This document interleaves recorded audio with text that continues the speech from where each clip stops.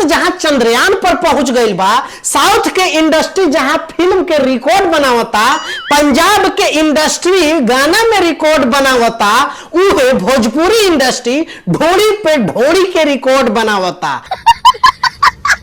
तो चली यही ढोड़ी चाटना के एगो नया रिसर्च आ गइल बा, देखल जाओ कि का कोइले बा। आइए देखते हैं, बैठ मजा आएगा।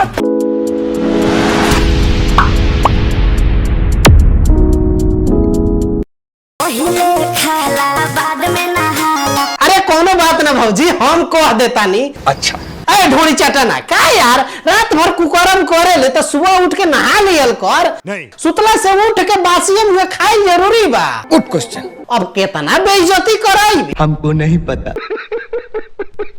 का भौजी अब ठीक बा, चलो। नहर के बूझे गंगे सखी के तरह कहली हो भौजी, एक बेर और करबू। गंगे सखी अब भौजी भौजी एक बेर और करा ना। नहर बका ओ भाई।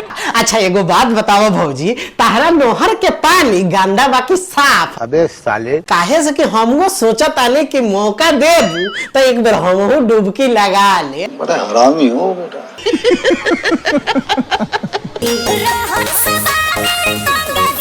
हाँ भौजी बात तो एकदम सही कहता रो कि ये ढोड़ी के इतना बड़ा आशिक बा कि चाट चाट के कुआं को दे रेला। बात तो सही है।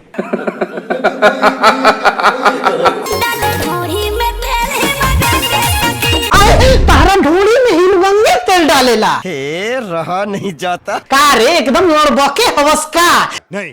एक बार नवरत्न तेल डाल के तो देख। ओ भाई मारो मुझे, मारो मारो मुझे, मारो मारो। नहीं ये मजाक हो रहा है, एक सेकंड। अरे भौजी हेने आवा, एगो राज के बात बतावतानी। एक बार का करो ना, ओकरा केलवा के नीचे दोनों अंडावा मेनू एक बार हिमगंगे के तेल लगा के देखो, फिर देखो ना चमत्कार। ये बड़ी अच्छी बात कही आप। अरे भौजी जाते जाते एक बार हाउ स्टेपवा कौन द हाउ वाला। नो नो नो नो। हाँ अब तो हनियो लोग उठ जा लोग, हाई वाला स्टेपवा करा, हाई वाला। ठीक है हम जाता नहीं, लेकिन जाए से पहले नु पेजवा के फॉलो कर लिया लोग। आप कुछ भी बोलो, ये नहीं सुनने वाला। लाइक शेयर कमेंट कर तो बिल्कुल ना भूलिए लोग। समझ गया। लाइक शेयर कमेंट करके जाइए लोग। समझ रहे हो? अब मिलता नहीं, लेकिन हाई वाला स्टेपवा वाला भौजी जैसे करता नहीं, हाई वाला स्टेपवा करत हम जाता नहीं। Bye by.